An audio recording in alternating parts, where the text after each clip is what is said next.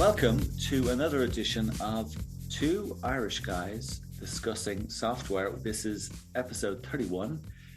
This time we are going to talk about third-party software maintainers and how third-party software maintainers are changing the software world. And this month I have my old friend, my colleague, my co-founder, Rowan O'Donoghue, and our CTO in the company joining me again, standing in for Brendan. Welcome, Rowan. Thank you very much, Tomás. You have me blushing. Oh, wow. Doesn't happen very often. Very often. I'll take it, though. Yeah, it's great. We have you here, and we've got, again, thank God you're Irish also. We could keep the theme going, Two Irish Guys Discussing Software, and we're going to talk about software, and we're going to talk about our own industry. We haven't talked about that for a long time. And we have a fantastic guest today. We have a great guest. We have Martin Biggs. Martin Biggs is ex-IBM, which is going to be really fascinating. Yes. Which is going to be great to talk about. But he also is what he is today. He is the Vice President General Manager of Spinnaker Support's EMEA business. He has been in the company for a number of years, but he has been writing about some of the things we talk about regularly. He has a very interesting blog piece called Relying on Oracle Software Support is a Dangerous Game. Yeah, I love those kind of pieces, So we're going to be talking to him in a little bit, but it's been where we are, end of February, beginning of March, about to start. God, it's been, we thought COVID was bad. It's just gone crazy. The situation in Russia and Ukraine, with the Russians, it's nuts. What's it mean for our industry? I was thinking about this on the way in on the car this morning. I was thinking, what does it mean for our industry? What we're doing? We know in our business, there's even a greater number of cyber security threats out there. Yeah, it's been interesting the last while. I mean, it's funny because if I roll back probably 2 years ago, we wouldn't have had visibility of this, but now we've kind of ramped up our own efforts around the security services as we protect these IBM software products. We've created our own kind of intelligence kind of function, and it's interesting when you see something like a war in Ukraine. You got your on the kind of battlefield combatants, but then there's the guys which you don't see, right? And this is these kind of cyber wars. We're seeing obviously there's a whole kind of threat landscape where Russia's attacking a lot of Ukraine kind of websites and stuff for that, a lot of the kind of national infrastructure, and we're seeing a lot of hackers then kind of in retaliation target kind of Russia. But I think one of the biggest thing here is, I guess, is a lot of organizations could potentially be in the sites and stuff for that for cyber threats. So obviously a lot of our customers will be nervous about this. So we've been taking kind of proactive steps to kind of rally and make sure they get the support they need. But it's certainly been interesting the last couple of weeks. It's really escalated the whole thing. I mean, I also was thinking about what's been happening in that part of the world of Eastern Europe, whether it's been those countries that are part of the EU or those countries that are close to the EU, like Ukraine, which is on the border. I mean, it's had a boom in all, I guess it's more nearshoring than offshoring, I guess you'd call it. It's been had a massive boom. I mean, I know many companies have invested over there. I mean, I was reading about SAP. They have a big operation in that part of the world. They've had to move staff out of Ukraine. I mean, how were they able to move all the staff? I was looking at the number of people in IBM they have less than 500 people according to LinkedIn in Ukraine. In Russia, they have nearly 2,000 people. I mean, how are they? The workforce, yeah. You know what I mean? It's changing the landscape. And then the infrastructure. So, I mean, they may be there, but then is the infrastructure there to allow them to do their day-to-day job? Absolutely, yeah. So it's changing the landscape. I mean, it's a kind of a rude awakening for all of us to remember there's bigger things potentially out there in the world. Yeah, I mean, and I think it probably just goes to show you that these kind of sands can shift very quickly, and you get caught out by a lot of these things, which would be unexpected. So, but results in general have been still good in the tech industry. Our good friend IBM came out with some good news, some really good news. Some really good news, yeah, which we haven't announced for a long time. And I'm here to bring the balance and stuff like that. So yeah, but no, to be fair to IBM, earning results came in for Q4. I think they've kind of surprised industry expectations. I mean, these are the first results after them completing out the Kyndryl divestiture. I think IBM's kind of focus is obviously being in hybrid cloud. I think that's beginning to kind of pay off now. And equally, I suppose, it's probably a good indicator, a strong sign within the industry, particularly the pandemic, that a lot of these industries kind of hit by this is kind of bouncing back. But looking at their numbers, for the final, net income was 2.3 billion. So that's a kind of 71% increase year over year.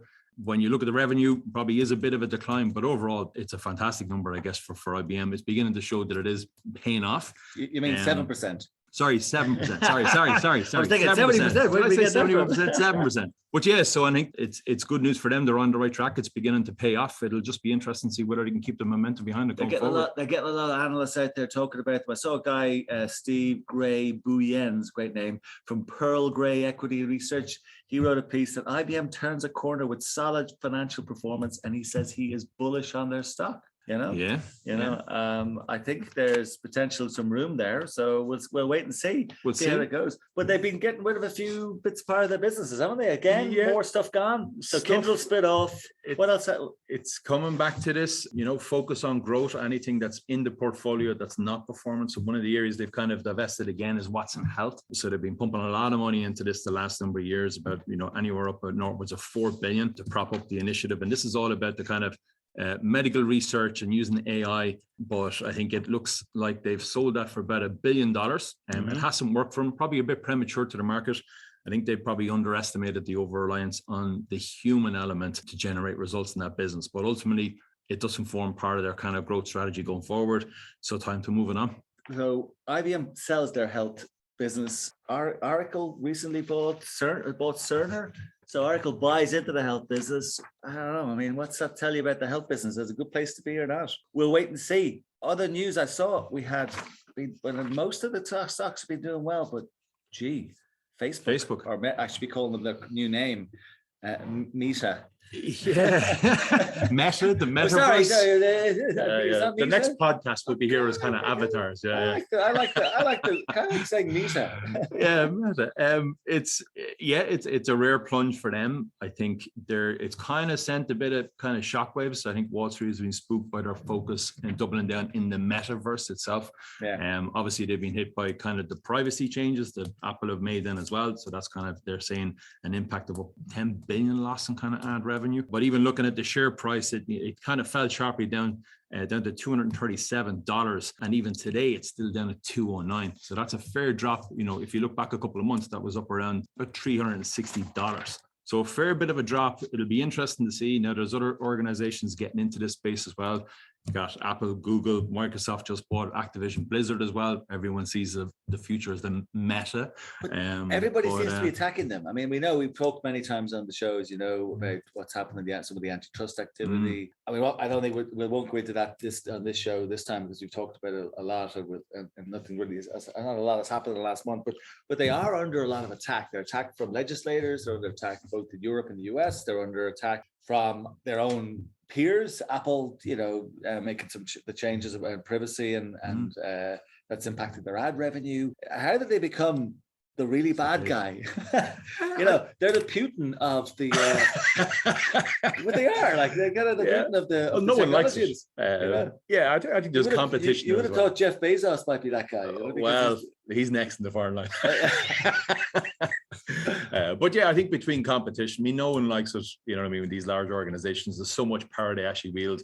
There's a lot of competition. Ultimately, people are not using the traditional services. So again, it'll be interesting to see, will everyone move to the new version of the web, which is their clause in the meta? We'll just have to wait and see. Yeah, well, they've made markets before, so we'll wait and see that they could pull this off. Yeah, but then again, it could be one of the other players. I mean, particularly, one of the other vendors could be Google, could be Microsoft. They could play a blinder here with even the Activision acquisition. Yeah, they do underpin the whole thing. I mean, speaking of a company that's underpinning the whole thing, I don't know if you saw they haven't made the acquisition yet, but what underpins the whole internet, Cisco, they practically have the whole market sewn up. I saw that they made a big offer for Splunk. All right. Yeah. Splunk. I mean, an offer $20 billion there the other week.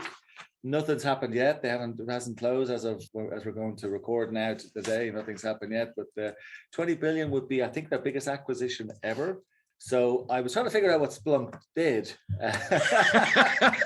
The layman's version. I had to Google it, but they do. Is it monitoring and searching for big data? That's what I found out. Or that was the Wikipedia page. The Wikipedia version. No, seriously. What Splunk are in that kind of big data space? They're very much in kind of data analytics. Started as kind of infrastructure monitoring. They've developed tools over the last number of years. They're into security. Essentially, gives you good observation in terms of what's happening with the instruments you have out there, so you make proper decisions. So it probably is a good fit for Cisco to kind of get in, acquire a company that, you know, just layer on top of their own product sets as they scale. But yeah, very good platform. But well, we'll see what happens. It's an interesting acquisition. We'll see what happens.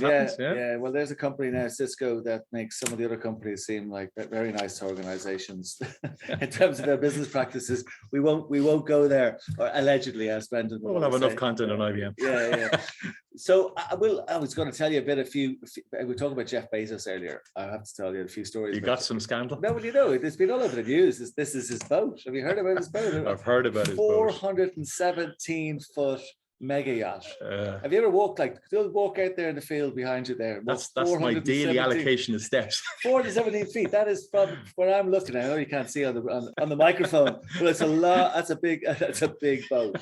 That's a big boat. And they're going to take down, deconstruct a historic bridge in Rotterdam. The bridge has been up since 1877. I think it actually survived the war. You know, the last war. It survived two wars. I think World War I and World War II. So Jeff Bezos managed to take it down. I do feel sorry for Larry though. Larry must be really annoyed because his boat is only 288 feet.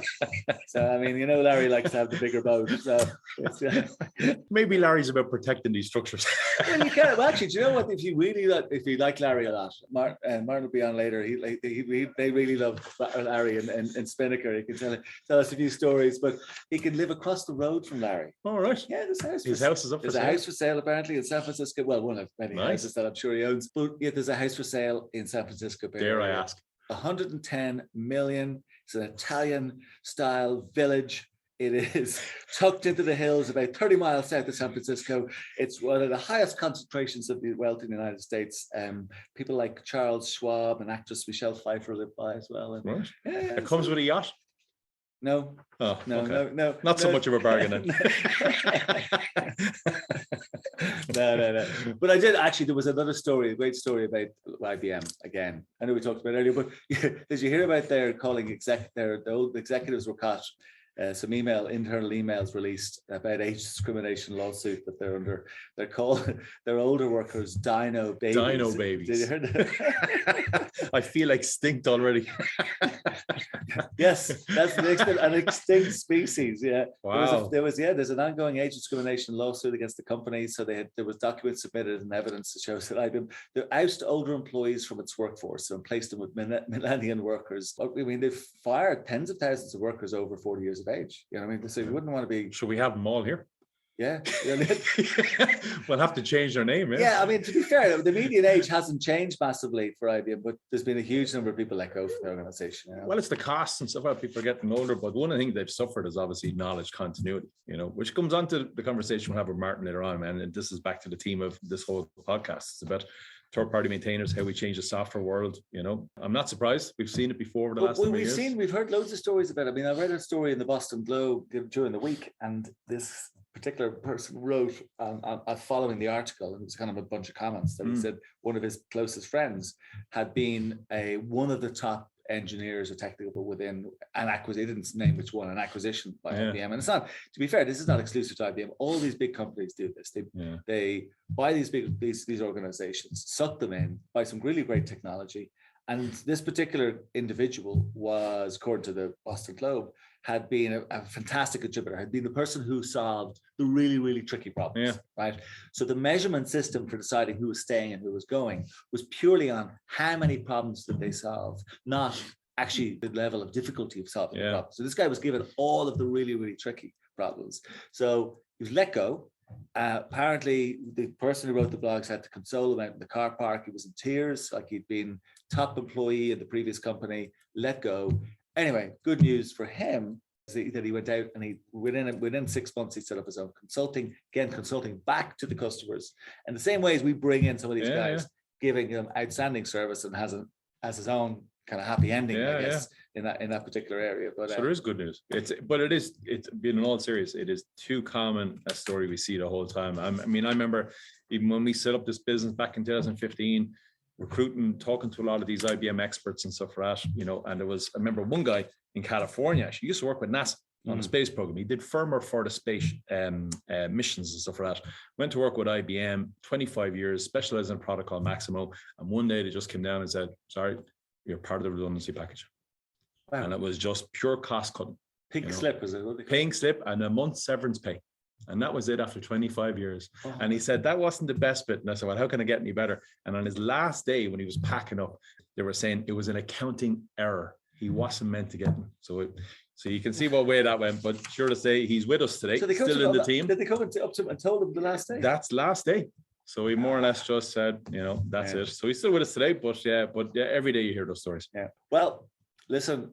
So we just mentioned two companies earlier, Cisco and IBM, and I pulled out this very interesting report. You'll be very happy to see it. I have it there in my hand. The top companies for customer satisfaction. Well, number 1, Cisco. Oh. Number 3, IBM. I just don't know how these things work. Where did those stats come from? I tried to find. I was looking really, really closely at trying to figure out where did this come from, but it has been published in the Wall Street Journal. Yeah, the source is very, very small. Yeah. Well, I'll give you one. I found some stats as well. Similar to that. I don't know whether all stats are made up, but this is a non-profit organization called Just Capital. Right. Okay. It's all about restoring faith in capitalism, right? Yeah. But they survey these technology companies and stuff like that and track their performance against public priorities, right? And have a fact sheet. So on IBM, they rate them for their workers 3rd in the industry for looking after their workers, which I thought surprising. Go back to your dino babies. In their industry, yeah. So that includes us, by the way. Yeah. And because I'd love them to do a review on us, but anyway, and for looking after their customers in the industry, number 1 in the software industry. I know, but number 1 for what? How a company treats its customers. They're 14th overall, but I just thought, where are these numbers? But there you go, from a not-for-profit, Just Capital online. You can check them out, but they profile all these vendors. I haven't seen Cisco's ones. So will those customers who actually agree with that, please email. Exactly. info@original.com, and we just would love to know. Yeah. We'd love to know more. And Just Capital, if you are listening, we'd love you to survey ourselves, track our performance. But actually, here's the thing. I actually think, and we're going to bring Martin into this because I want to ask him this question. If you look at what's happening with IBM, actually, they have been using more and more. I mean, I got some news this morning that they are involved with a number of large third-party maintainers in Germany, subcontracting a lot of services to those. They really want to get into that space. And Martin knows an awful lot about this because Martin is ex-IBM. He is somebody who understands IBM probably better than most, but he also understands our industry. He's been working and heading up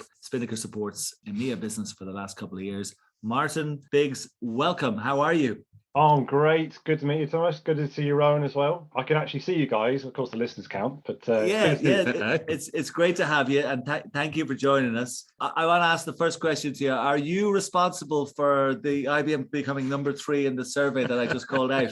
Well, I've got nothing to do with their business anymore. I must be a dino baby. I mean, I reflected just to talk to a customer an hour ago that I joined as a graduate in 2000 working in the services business because that was the hot area to be. That was, you wanted to be in services. If you're in IT, it was the growth area, and they've sold that off last year in Kyndryl. So obviously, I am a dino baby. Yeah, but you actually did start out in, if I'm not mistaken, Martin, correct me if I'm wrong. You started out with IBM, or not started out, but you worked with IBM in Malaysia, was it? And you introduced the third-party software maintenance business to IBM. Yeah. So of course, IBM has been in the third-party hardware business for some time. Yeah. So whether it be, working alongside companies like Cisco or Juniper to provide extended, enhanced support, or instead of people like Dell or HP or whatever, that's the business they've been in. But it was really that hardware layer. And I remember I was in front of a client in 2017. So I was based out of Asia for 10 years with IBM. And we were doing a whole of their hardware environment. And we came with this great concept and it was going to save him a whole load of money. And he was really excited about it. And he went, well, I had to take it to RFP. And unfortunately, as is the way in Malaysia, I'd had to give it to the company that was my brother's, uncle's, sister's, wife's company or whatever it was. And it was like, oh no, I'm so sorry. You were so close, but I had to do that. What about software? And of course, we didn't have a story on software at all. But I saw a presentation the day before that we had some idea of working with some companies on Oracle, and he was going, well, could you do Oracle? And I was like, well, I don't know, but if I could save you, I don't know, 20-30%, would you be interested? You go, I'd bite your arm off. And so obviously the next few days I checked it out, found out about this company called Spinnaker Support, who IBM lawyers were happy for IBM to work with because they weren't being sued by Oracle, which is obviously very helpful. Yeah. And the rest became history. And that was the beginning of the relationship. I moved back to the UK, started building a big pipeline in that business with Spinnaker because I could see the impact it was making. I could see how upset so many clients were with Larry's business. The fact he's got 2 fighter jets is quite ironic in current market. And the rest became history. And I thought, I like that company. And then I joined them. So here I am. There's been many stories of like that, and it's great. It's a great story. And if you look at, when you say Oracle, I presume majority of what you do is the ERP side of things. I know you can do the database as well. Is it the ERP or is it a whole mix? No, it's definitely a whole mix. I think probably the majority of what we do now is database based, to be fair. Yeah. I mean, our history is ERP, so JD Edwards and SAP, and obviously the business suite on the Oracle side. But most of the major clients, the retail bank, utilities, critical national infrastructure, whatever, that's mainly database and middleware. Yeah, because looking at the drivers behind the credit growth, and because we're seeing growth in our business that it's strong, high double digits, and we were until recently triple digit growth per annum growth. And I'm sure you're experiencing the same yourself. Gartner have written a report on this talking about, on average, the industry's grown over 33% per annum. So there's some fantastic growth in it. And that's on the business side. But what's on the customer side? But what do you see? What are the really real reasons people are buying from your organization? We obviously know about them on our side, but are you seeing the same types of things we're seeing? I mean, obviously cost is clearly one driver, but it's not the only one, sure, isn't it?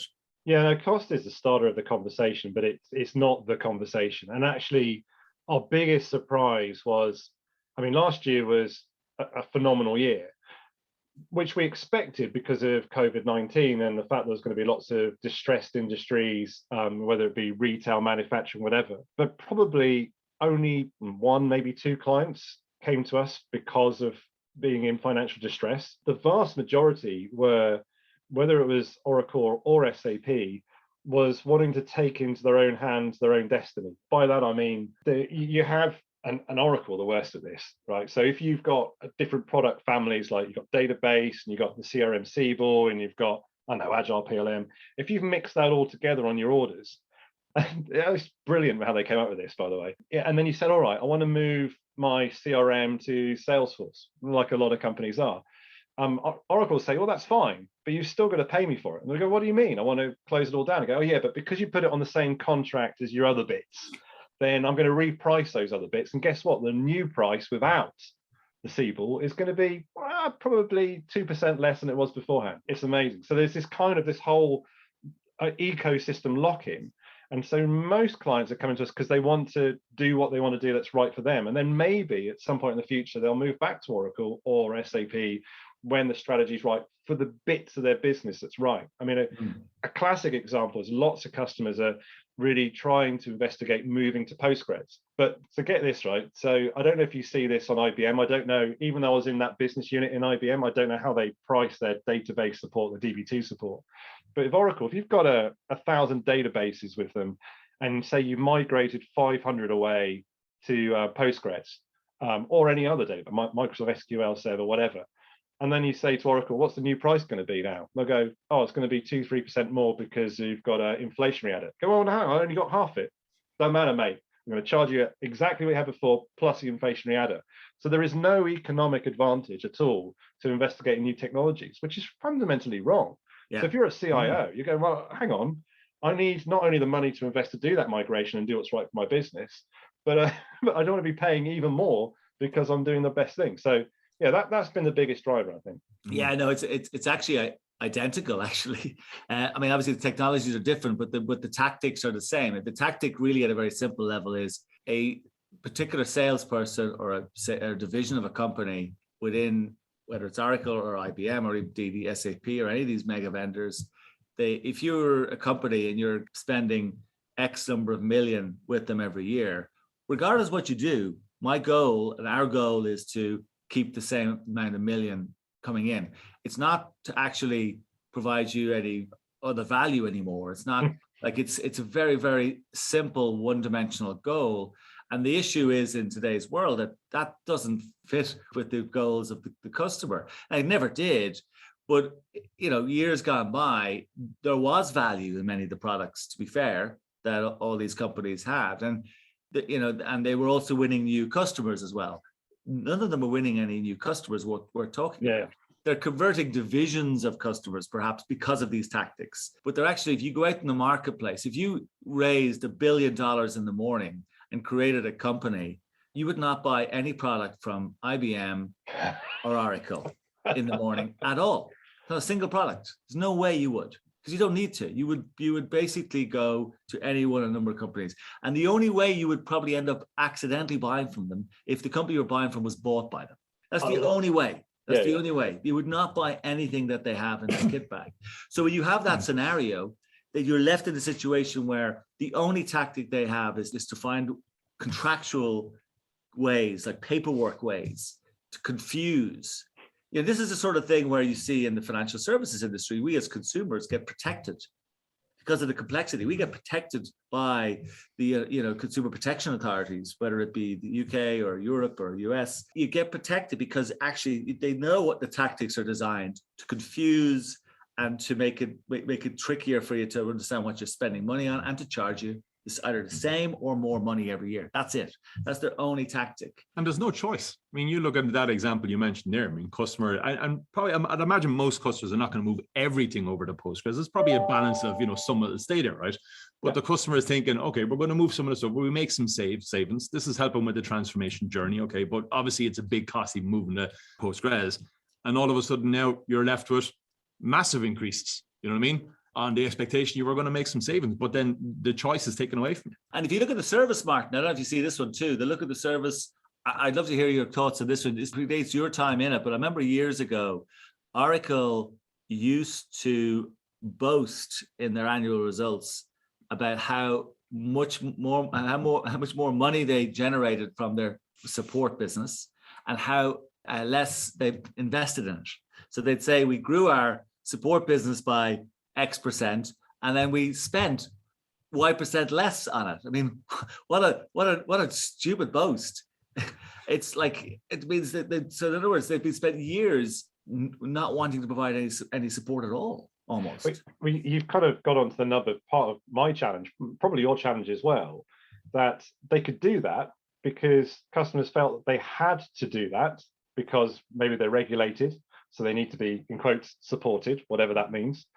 And they had to do that because they wanted the right to upgrade or whatever it might be, and there was no alternative. And part of my challenge still is that I find when I go to conferences and that aren't the usual Gartner conferences where people are looking for this, but other conferences where CIOs or IT architects are at, they don't know that our industry exists because it's kind of a bit like voodoo because we don't have access to the source code. So how could you possibly fix Oracle technology or IBM technology? It's like, there are many ways, and we can go into all the details, not going on this podcast, of course, but conceptually it should not exist. So someone like Oracle could get away with those ridiculous boasts. I had a conversation with a CIO for a parliament, I won't say which country, and they were going, look, last year during a major project, after a month, we got the level 4 engineer working with us on a transformation piece that we're doing due to complexities from Oracle. How could you ever do that? You're not Oracle. You have no relationship with Oracle. What they could understand was,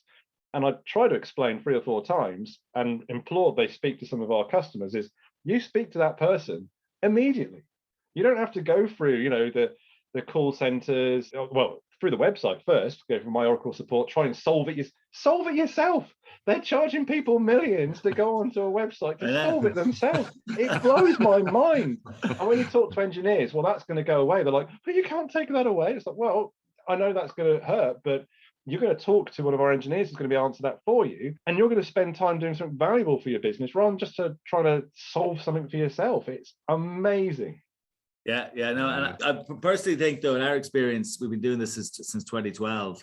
We got our first customer in 2015. We're finding that people like that CIO you mentioned, and thank you, you didn't mention where they're from. They're more like the dino babies. They're becoming extinct. I think people are getting smarter about this stuff. It is a challenge to get cut through the advertising and the power of the big vendors. But actually, I think organizations seek us out. Actually, they want to know more about us, and they want to support us. And when they engage with us, and I'm sure it's the same in your business, when they engage with us, they are so pleased with the difference of the service. Yeah. It's incredible because, like you say, and we talk about what we're trying to do. We are changing the software industry because the software world has spent the last 10 or 15 years trying to find ways, like you described, solve it yourself. We talked earlier about the sad story, what's going on, a terrible story going on in Ukraine, nearshoring, offshoring to wherever part of the world they could put it far away from where they are. Everything about trying to find a way not to answer the call, not to provide a service. And then dressing up these things, a level 4 engineer, the naive CIO, honestly, how could they even have that job still, do their job properly, like by not realizing what's going on? Like really, it's happening right in front of their eyes and they don't realize it. You're nearly better off saying, good luck. Honestly, good luck. And some are just incapable of change. I mean, everything you say there resonate. It's the same thing on a lot of our calls. I mean, it's how can this happen? You know what I mean? How is this possible? You know what I mean? How can you do that without access to source code? And it does end up being an education piece, and as you say, just talk to our customers. And they've had all the same concerns and questions you have. We're able to answer those. But even through all of that, you still may find people who are just incapable of moving beyond it, Another thing which I see a lot, and it's probably a big driver for people coming towards us, and I don't know if this happens in your industry as well, and it's an Oracle thing, it's not an SAP thing. They do a great job in describing, in very confusing terms, the support they give. So they have this concept called Premier Support, which is usually for the first 5 years of the life of the software. And they have extended support, which is exactly the same as Premier Support, just with a few points uplift for the next 3 years. Genius. And then after that, it goes into sustaining support, where you pay the same amount as you did at the beginning, but you only get all the previous updates. There's no new security patches. There's no new Sev 1 issues, And the amount of people that don't realize in the senior parts of the organization, so the CIO, that they go, well, I'm fully supported for my Oracle estate. It's like, no. You're paying money to Oracle for all your Oracle estate, but you're not supported. And that was the article I wrote the other day. And I've been really surprised that even today, there are still many CIOs who Oracle team haven't explained to them, you're not actually getting supported. So when Log4j happens on, say, their e-business suite that's no longer, which is now in sustaining support, they're not going to get any support for fixing that. It's amazing. A false sense of security, Correct. What I mean? But yeah. And it sounds like even from an Oracle perspective, that extended support is very the same as IBM's. It's on it, and even there's clause in their best endeavors basis. And if it's not commercially possible, we'll just won't put in the effort at all. Well, Oracle should take a leaf out of IBM's book, because what IBM do is they charge you the same price plus an extra fee. Yeah. Plus an extra fee called extended support. Yeah. Brilliant. Well, There's more money for less service. That's what they do, right? Yeah. But is there an end of life? Does it ever go out of support on the IBM side? Yeah, it does. Yeah, it's exactly the same. Yeah. See, no, that's the point. That's the genius bit from Oracle. It never goes out of support. It just goes into sustaining support Forever. It's genius. Absolute genius. All right. Well, thankfully we don't do that. No, we don't. Yeah. I think it's great to hear that this the same type of things you're seeing, the same type of reasons people are buying for you. Your organization though has been obviously going through growth and change. You've added some really interesting things to your business as well, haven't you? You've moved a little bit into putting your arms more around some of your customers from a managed service perspective. Isn't that correct? Yeah, and I think we've seen a lot of that recently. It's really interesting how a lot of our existing customers have come back, and you were saying about how clients really like your support. Same for ours. One of the most embarrassing slides, I always say I'm embarrassed by this slide, is the bit that describes ourselves and says, last year we asked our customers and our customer satisfaction rate is 97.8%. It looks like don't want to talk about Putin again, but I've got Putin-esque kind of levels of self-delusion. But it is, customers genuinely like that. And they go, well, can you do more for us? And we realize, actually we can. And so, we've built out a managed services capability. And that really makes a difference on some of that real legacy stuff. So of course, like with you guys, part of our whole idea of saying, we're going to support this technology for as long as you want to use it. As long as it's got any kind of value to you as an organization, we'll support it. And then that means they start getting problems because the real dino babies are retiring. wherever they might be. And so there's technologies around, some of the JD Edwards technology, some of the Siebel technologies. It's really hard now to find people in the workplace to do that. And that's where we really come in. Yeah, we'll do obviously managed services around database and so on, but the area where people are really challenging to provide the kind of level of service that their internal customers expect, 24/7, lights on, whatever it might be. Yeah, so that's an area that's really big growth for us, not just because this on-prem license stuff at some point is going to go, probably in the next 20 odd years as everything that moves to the cloud. So we need a next step to our business strategy. But it's customers right now are saying, we want more from you. Yeah. Yeah. And that's probably a common thing, I guess, across the board, is that it's just a lack of skills. They don't have those skills anymore. Yeah, exactly right. Yeah. And where the skills are, it's hard to get. Yeah, they're very difficult to get, very difficult to get. The challenges then, so we've seen all the opportunities. What are the things that are going to, for our industry to continue to grow, which has been a fantastic journey, and I'm delighted you're also part of it now too, and as a peer, where do you think the challenges are going to crop up, or where are they already cropping up, and how do you think we can deal with them as an industry? Tomás, I'm going to stop you there. I mean, you're peerless, so I feel honoured that you said I'm a peer. But no, having a Brit on the Two Irishmen podcast is quite an honour. But anyway, we've had a few. So look, I mean, our challenge. It's not so we're growing. Well, we doubled our size in EMEA last year, and of course that involves bringing a lot of people. Like all companies, we've seen the challenge in the workplace where, back in early COVID-19, we probably had 800 applications for every role, which was beautiful. That's pared down a lot now. Our business model is not just about being excellent at the service providers our customers, but it's also building out a pipeline of incredibly qualified, highly skilled engineers that we can onboard to our business. That's the lifeblood of how we do that. And of course, being able to do that as a global operation means that we're not just one company based in the UK or a company who's got 5 headquarters across cities. We're looking across the world for those skills, and that's part of the challenge. But it is a challenge. It's that finding those skills.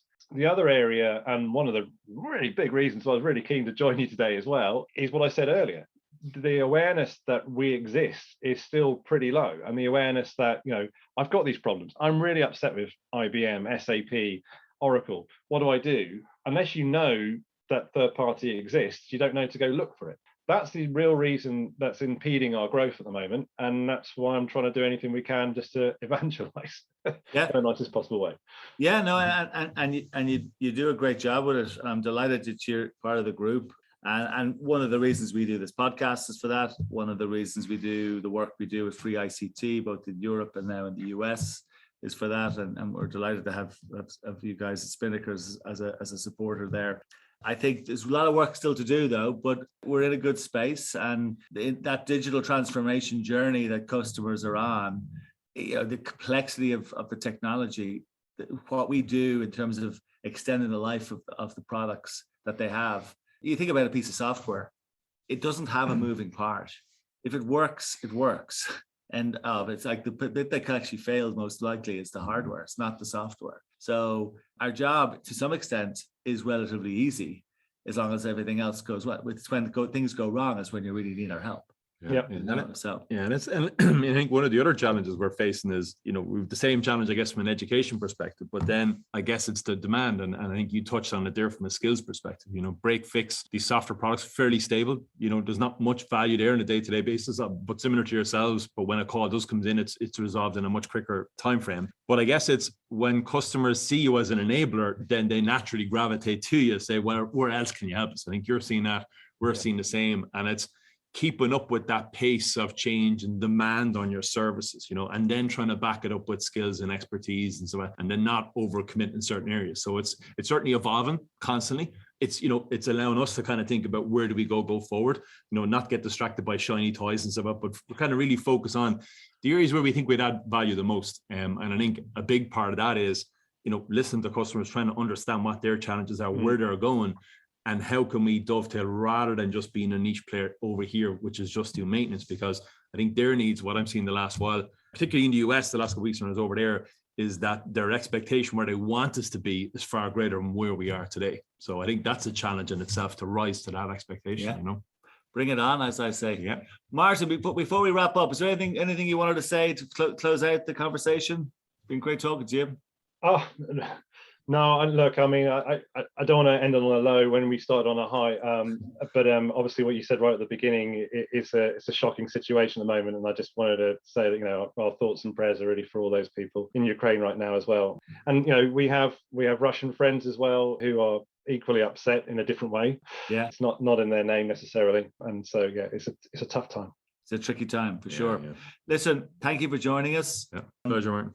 Right, that's it. We're done. Wow, another podcast. Another podcast. I'm delighted you came again. You've a bit of fun. Yeah. I can't let Brendan down. No, we can't let him down. Can't let him down. Never let him down. Well, you know, we did a good job today. It was good fun and great to chat with Martin. Yeah.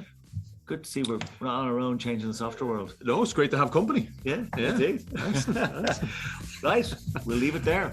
We'll see you in a month. Take care, everybody. Bye.